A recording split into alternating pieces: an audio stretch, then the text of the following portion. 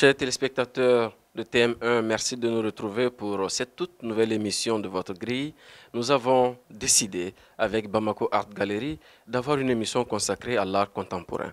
Et donc cet espace sera le vôtre pour savoir toute l'actualité de l'art contemporain chez nous au Mali, mais aussi en Afrique et dans le monde. Et pour cette première édition, pour cette toute première émission, nous avons avec nous deux géants de la culture, mais aussi de l'art contemporain avec nous. Nous avons donc le doyen, moi je l'appelle mon doyen, Cheikh Diallo, et nous avons aussi Fousseni Diakité, qui est un peu moins doyen que le doyen. Merci beaucoup, messieurs, d'être avec nous sur ce plateau. Nous allons, avant même de vous poser la toute première question, découvrir l'invité du mois. Sans aucun doute, l'une des plus grandes figures du design contemporain en Afrique. Cheikh Diallo est né à Bamako en 1960 d'une mère malienne et d'un père sénégalais. Après l'obtention de son bac, il s'envole pour la France où il entreprend des études en architecture sur les sillons tracés par son père, lui-même architecte. Il intègre en 1991 l'École nationale d'architecture de Rouen en Normandie et découvre la culture et l'art occidental. Lors de sa dernière année d'études à l'école d'architecture, l'une des épreuves consiste à réaliser une chaise. Avec audace, Cheikh Diallo propose un tabouret follow composé d'objets détournés qui remportera un franc succès auprès du public. C'est le déclic. Il découvre sa passion pour le design et décide d'en faire sa spécialité.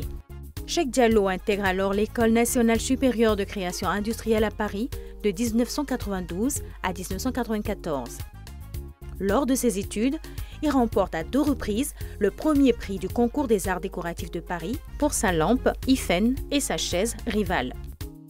Son avenir se dessine, la voie lui est ouverte. Ses créations se multiplient et seront saluées par la critique et les amateurs d'art. Cependant, il peine à trouver un éditeur, le milieu du design étant toujours plein de stéréotypes à l'égard des Africains. Cheikh Diallo décide alors de retourner vers l'Afrique en 1996, mandaté par le ministère de la Culture pour former les artisans. Il fonde la même année l'ADA, l'Association des designers africains, dont il est le président depuis 2004.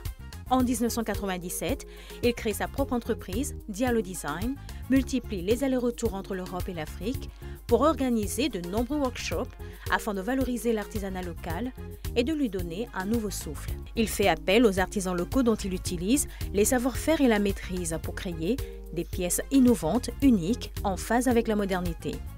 Pour lui, créer des objets est une manière de raconter des histoires qui commandent nos vies quotidiennes. Son design est en cela indissociable d'un engagement citoyen. Son œuvre s'expose dans le monde entier, s'illustre dans de nombreux ouvrages et lui ont permis de remporter plusieurs prix prestigieux. Artiste prolifique, décrivant une Afrique plurielle au fil de ses 30 années de carrière, Cheikh Diallo est devenu le maître incontestable d'un design résolument contemporain sur le continent et au-delà. Dans ce parcours, on voit que vous avez commencé des études d'architecture avant de faire le choix d'aller vers le design. Est-ce qu'on peut avoir une explication à quel moment vous vous dites il faut que je passe le pas et que je me retrouve finalement d'architecte programmé, on va dire, à designer confirmé? Disons que j'ai découvert le design à la fin de mes études en architecture. Je ne sais pas si je l'avais découvert avant, qu'est-ce que je serais devenu? Parce que le design est devenu une passion. C'est après les études d'architecture que j'ai compris ces enjeux de ce nouveau métier que j'étais appelé à embrasser. Ce métier est devenu une passion qui a commencé à dévorer ma première activité qui est celui de l'architecture parce que je le voulais complémentaire en fait à l'architecture. Mais comme ce métier n'existait pas pour moi, à ma connaissance en Afrique, au moment où je l'abordais, je me suis dit il fallait tout apprendre. C'était devenu une boulimie de la connaissance autour de ce nouveau métier qui était assez prometteur. Et ce métier, vous l'avez exercé, je pense que maintenant ça va faire une trentaine d'années. Dans ce métier, est-ce qu'il y a des moments de regret? J'ai jamais regretté depuis que j'ai commencé à travailler en design et je me considère toujours comme un apprenant. L'apprenant que vous êtes a eu certainement beaucoup d'inspiration, beaucoup d'expérience. Qu'est-ce qui a construit Cheikh Diallo? Dans ce métier, on vous apprend qu'une chose, savoir regarder et s'intéresser aux autres. Le design, c'est pour rendre la vie commode aux usagers. Et ça m'a juste appris à connaître le monde social qui engendre en fait cette activité. Parce que faire un objet, c'est rien. L'objet est un prétexte au rapport humain. C'est celui qui permet de dire que nous pouvons faire des choses ensemble pour rendre la vie beaucoup plus commode. Donc s'intéresser aux objets, c'est s'intéresser à l'homme, à la vie. Je crois que c'est ce qui est essentiel. Votre intérêt pour les objets vous a amené certainement à développer ce que moi j'appelle maintenant un design peut-être africain, peut-être un design made in ou 100% made in Mali.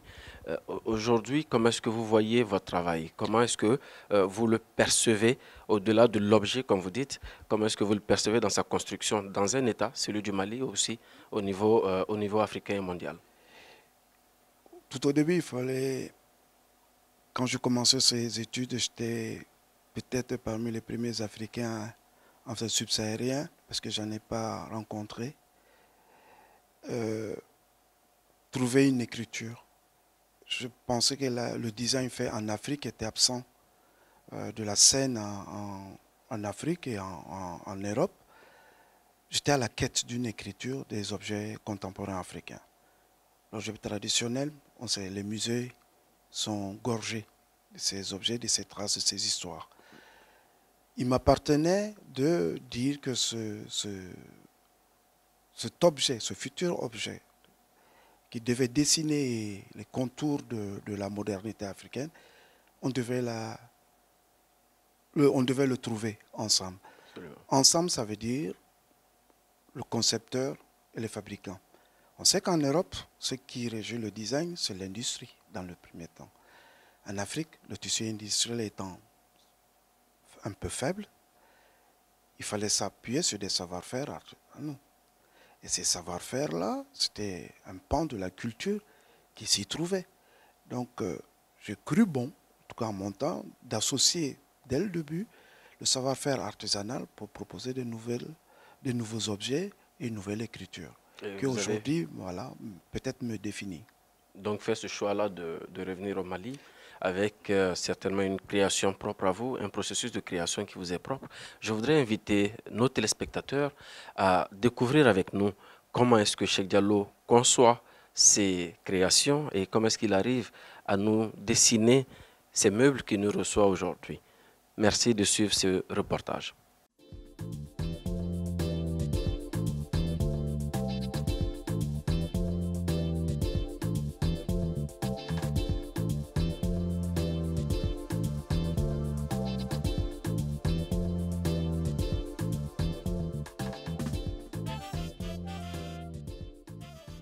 Je commence par une idée, je dessine. Là, en l'occurrence, il s'agit d'un couvert de salade qui représente une main pour touiller la salade. Et je vais me poser la question de savoir dans quoi je peux le faire. Plastique, ça m'intéresse peu pour l'instant, mais peut-être en bois. Et quel type de bois? Je crois que le bois le plus noble qu'on ait ici, c'est l'ébène. Ensuite, je choisirai l'entreprise ou l'artisan qui pourrait être qualifié pour le faire avec moi. Et donc, mon travail va consister à diriger la main de l'artisan ou de l'ouvrier pour l'amener au concept que j'ai choisi de matérialiser.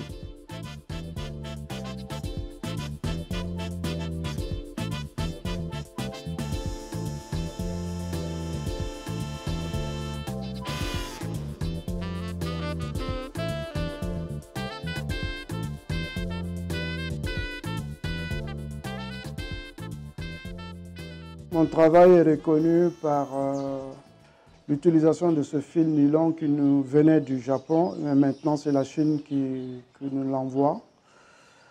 Du moins, on va aller le chercher là-bas, quoi.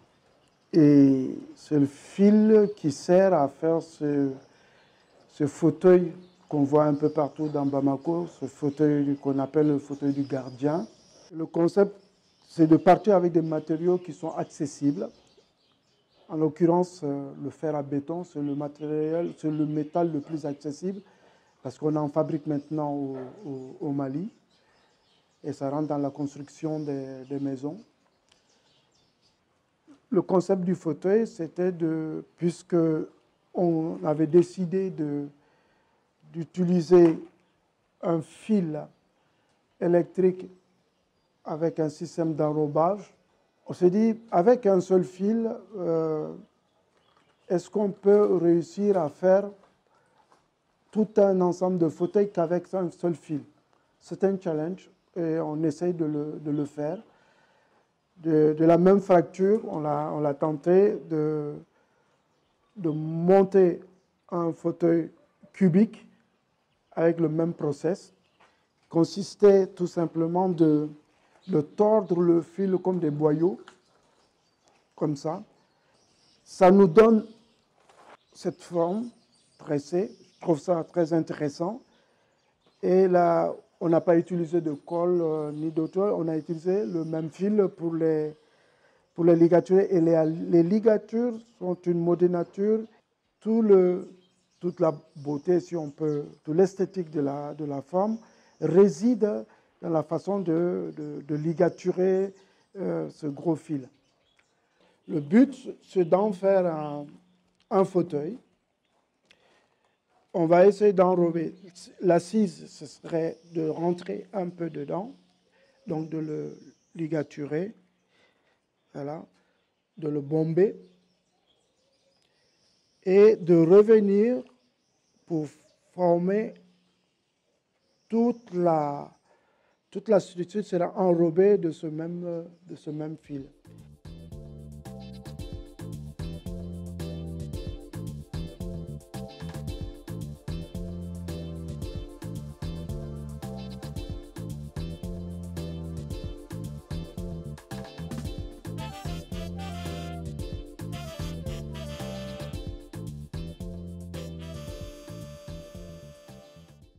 Nous avons un magnifique reportage qui nous explique un peu votre façon de faire, votre processus de création.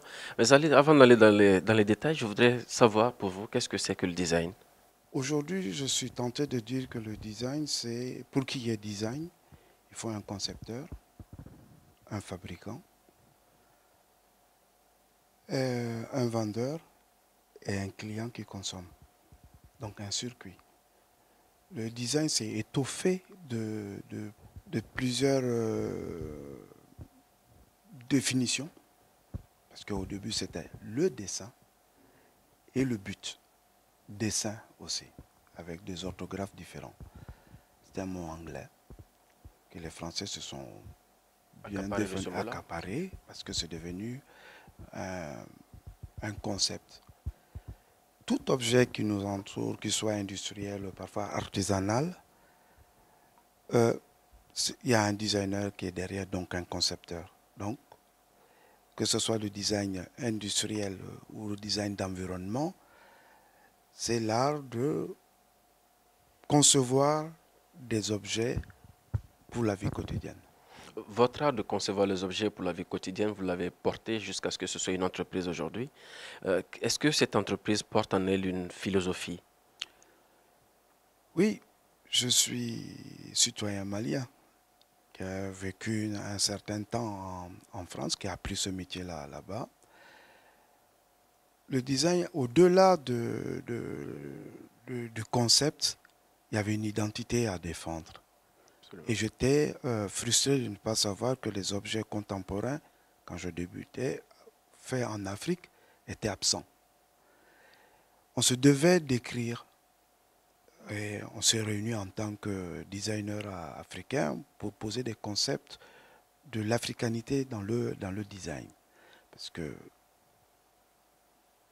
l'identité aujourd'hui, qu'il soit visuelle ou culturelle, doit s'affirmer. Le made in doit s'affirmer parce qu'il est porteur de sens et il aide à fixer je dirais, l'histoire des gens, l'histoire de la sociologie, l'histoire des objets qui racontent nos vies. Est-ce que cette histoire que vous racontez fait savoir au monde qu'il y a, j'ai envie de dire, un design Cheikh Diallo? Est-ce qu'il y a une touche, une marque Cheikh Diallo aujourd'hui? Oui, Diallo Design pour la marque. Si, je pense que moi, je suis un boulimique des choses. Tout m'inspire. Le monde animal, le monde industriel, le monde artisanal, la récupération. C'est l'état d'esprit qui sous-tend la démarche du design. Et mon état d'esprit, c'est de faire avec ce que je trouve. En Afrique? En Afrique. Quand on avait décidé de travailler avec les récupérateurs de métaux dans la forge de Médine, à Bamako, ce sont ces matériaux dits de récupération des vieilles voitures, les machines agricoles ou autres. On en a fait du mobilier avec lesquels on a eu à gagner des grands prix de design. Quand je dis on, parce que je considère que je ne suis pas seul. Je travaille avec des gens, des artisans, même si je les forme. C'est toujours collégial dans ma façon de voir les choses. Parce qu'un designer tout seul, je considère qu'il est artiste. Pas. Voilà. Et le design a ce volet économique et des savoir-faire, qu'ils soient manuels ou industriels, qui impliquent des compétences. Autant le designer que vous êtes n'est pas seul, autant sur ce plateau, vous n'êtes pas seul. Nous avons avec nous sur ce plateau Fousseni Diakité, que moi je décrirais comme un designer aussi. Il est aussi à ses heures perdues, je vais dire, président du réseau KIA, donc quelqu'un qui a plusieurs casquettes dans ce domaine de la culture au Mali, qui bouge beaucoup. Mais Fousseni, si vous devez vous définir vous-même, est-ce que vous allez me dire que vous êtes designer ou pas? Oui, je disais tout à l'heure en face de Cheikh Diallo, je veux dire peut-être que c'est sur mon passeport maintenant que c'est écrit toujours plasticien designer. Donc maintenant, comme vous l'avez dit, je fais plutôt maintenant plus la politique, la culture. Mais en tant que designer, plasticien ou plasticien designer, vous connaissez certainement l'œuvre de Cheikh Diallo. Est-ce que cette œuvre vous inspire? Beaucoup, beaucoup. Et en fait, Cheikh Diallo s'est fait appeler designer. Cheikh Diallo s'est fait appeler designer. Moi, je l'appellerais un artisan de la beauté. Parce qu'en fait, si je dois rentrer dans ma petite définition que je donne à la beauté, c'est tout ce qui est harmonie entre les traits. Les traits, ça veut dire les formes, les couleurs, etc. Et en plus de tout ça, il travaille dans le domaine de la beauté et en donnant cette dimension utilitaire à ce qu'il fait. Absolument. Voilà. Donc ça veut dire qu'il m'inspire beaucoup. Au-delà de cela, peut-être qu'au-delà même du travail que Cheikh est en train de faire, je sais que vous avez vraiment une vue panoramique de tout ce qui se fait au niveau de l'art et de la culture au Mali. Est-ce que vous pensez que justement ce design, est-ce que le design a une place aujourd'hui dans cette industrie culturelle globalement au Mali? Oui, bien sûr, parce que Cheikh, l'invité l'a dit tout à l'heure au début, en fait tout est design en fait. Voilà. Est-ce que vous n'êtes pas un peu inaccessible pour nous autres? Non. Parce que la preuve est que tous les objets que vous touchez dans votre quotidien, que vous utilisez, c'est le travail d'un designer. Vous nous compliquez la tâche. Voilà. Vous nous compliquez la tâche, mais je suis d'accord et je pense que nos téléspectateurs le seront aussi. Et puis, pour leur permettre en fait de comprendre tout ce dont nous voulons parler dans cette émission, parce que nous l'avons dit, on ne va pas être axé que sur le Mali, on va aussi avoir un regard sur ce qui se fait en Afrique et dans le monde. Je voudrais inviter, avec votre permission à tous les deux, nos téléspectateurs à suivre une petite capsule qui nous montre un peu l'actualité de l'art dans le monde.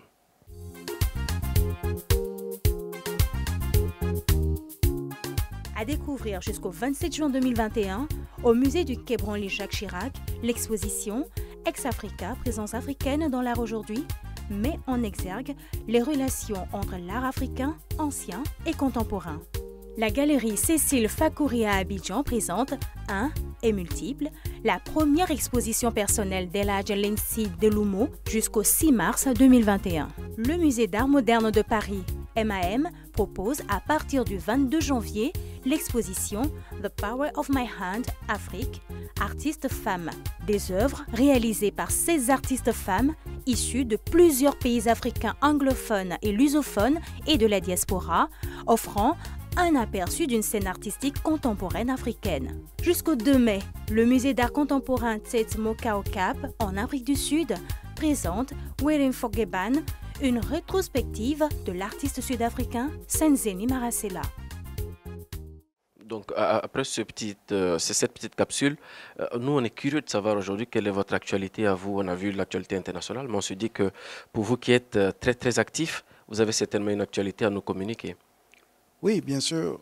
La Biennale internationale de design de Saint-Étienne en France m'a fait l'honneur de me donner une carte blanche qui consiste à créer un pavillon design pour la prochaine exposition. À l'image. Et un clin d'œil a été fait à la case Mousgoum. C'était l'Afrique à Saint-Étienne, parce que cette biennale, je peux me permettre de dire que nous avons essuyé les plâtres depuis 1998. J'y participe. Voilà. Et en Hollande aussi, on m'a demandé de faire la même chose. À South Bay, c'est un autre pavillon que je devrais réaliser, mais malheureusement, c'est les mêmes mois d'avril. Les mêmes périodes. Les mêmes périodes pour livrer les deux pavillons. Donc voilà. On suppose qu'il y a une surcharge au niveau du travail, mais on sait que vous allez relever ce défi-là. Donc, M. Diakité, le fait de voir M. Diallo s'exposer au niveau de la France, au niveau de la Hollande, est-ce qu'on peut dire que les designers africains ont la cote dans le monde aujourd'hui? Oui, pas tous, mais il y en a ceux qui sont bons, oui, ils ont de la cote à l'international. Comment est-ce que vous expliquez cela?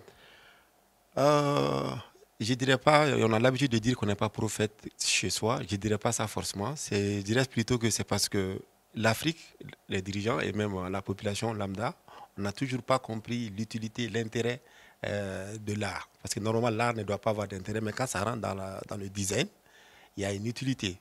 Et ces designers, justement, vous disiez tout à l'heure qu'ils sont inaccessibles. Alors que c'est en se basant sur eux qu'ils peuvent nous faciliter plus la vie. Les objets créés, absolument, si c'est une question d'argent, les designers aussi ont pour rôle de créer un objet, de tenir compte du budget de la population. Donc ces autres pays, ils ont bien compris ceci.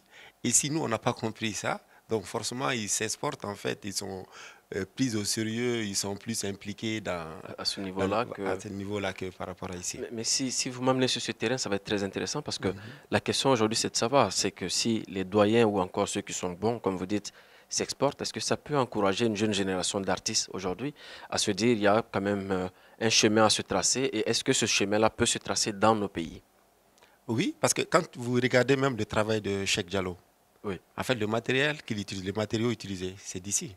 Totalement. Avec des artisans maliens. Exactement, c'est avec les artisans maliens. Ouais. Et je suis sûr qu'il y a des projets, et c'est un bon ami, on a beaucoup de projets ensemble. Et l'idée, justement, c'est comment outiller ces artisans-là pour qu'ils puissent être eux-mêmes des acteurs de changement et produire des objets utiles, beaux et exportables dans le monde entier. Puisque nous, on importe, pourquoi pas dans l'autre sens? Et c'est à travers ces designers-là qu'on peut le faire. Mais là, M. Diallo, ça va nous amener vers une question. Je sais que vous êtes beaucoup impliqué dans la transmission, vous êtes beaucoup impliqué dans le fait de passer le flambeau à une certaine jeunesse. Les jeunes designers qui vous approchent, quel est le conseil que vous leur donnez le plus souvent pour qu'ils puissent justement avoir une carrière aussi brillante que la vôtre? On apprend à un designer, une première chose, c'est savoir regarder. J'ai dit regarder, pas voir. Parce que regarder suppose analyser, comprendre et aussi proposer. Un concept n'est pas juste une lumière qui s'allume dans le cerveau. C'est l'environnement qui est déterminant dans le processus de création. Et c'est ce que je leur essaie de les expliquer et leur apprendre. C'est-à-dire un objet, derrière un objet, il y a toujours une histoire à raconter. Absolument. Et cette histoire-là, qu'elle soit belle ou pas, peu importe, mais qu'elle serve.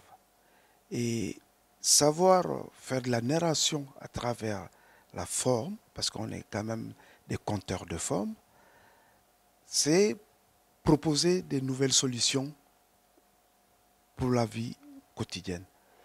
Et ça nécessite une certaine générosité aussi. Je suis totalement d'accord. J'avais une question en tête, mais finalement, vous me donnez la perche pour évoquer justement le dynamisme qui existe au niveau du Mali, au niveau de ces jeunes talents et au niveau globalement de la culture et de l'art au Mali. Et donc, je veux encore une fois vous inviter à suivre un petit reportage que nous avons fait pour donner l'agenda national, l'agenda malien de l'art sur ces quelques prochains mois.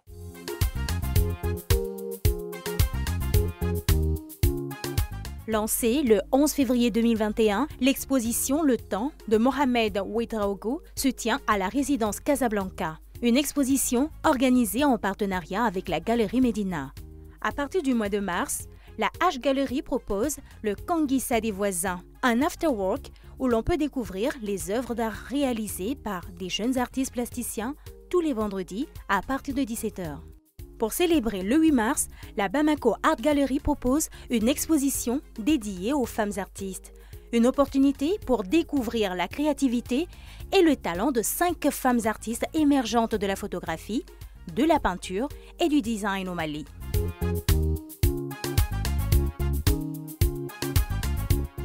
Chers téléspectateurs, vous avez noté, nous l'espérons, cette date dans vos calepins et que vous allez prendre justement date avec ces artistes et que vous allez certainement faire le déplacement pour aller les découvrir en famille ou avec vos amis. Nous sommes presque à la fin de cette émission. J'avais une dernière petite question pour M. Diallo, vraiment relative à son parcours qu'il a amené déjà de la France vers le Mali. Il se définit comme étant un artiste métis et non un artiste africain. Comment est-ce que vous expliquez ce concept? Métis, en termes de culture. Je pense que tout ce qu'on apprend, c'est au carrefour du donner ou du recevoir. La preuve, on s'exprime en français. Absolument. Et nous avons défendu la francophonie. Ce n'est pas forcément ce qui est le plus motivant pour moi. Je considère que je suis métis à partir du moment où j'apprends des autres. Donc, on l'est tous. On donne, on reçoit. Et l'honnêteté intellectuelle nous pousse à dire, j'ai appris ici tel ou tel aspect de la vie, je la restitue et j'en ai donné. Donc le métissage culturel pour moi est de vigueur. Je crois que c'est ce qui peut sauver peut-être le monde. On a nos traditions, certes. On a à les défendre, certes. Mais ce qu'on nous apprenons des autres, il faut avoir l'honnêteté de le dire, c'est tout. Merci beaucoup. Sur ces notes, je vais véritablement vous remercier. C'est une Diakité. Merci beaucoup, monsieur Cheikh Diallo. Merci d'avoir répondu à cette invitation. Chers téléspectateurs, merci beaucoup de nous avoir suivis. Cette émission touche donc à sa fin. Nous vous donnons rendez-vous dans quelques moments pour une deuxième émission consacrée à l'art et à la culture malienne. Nous vous remercions.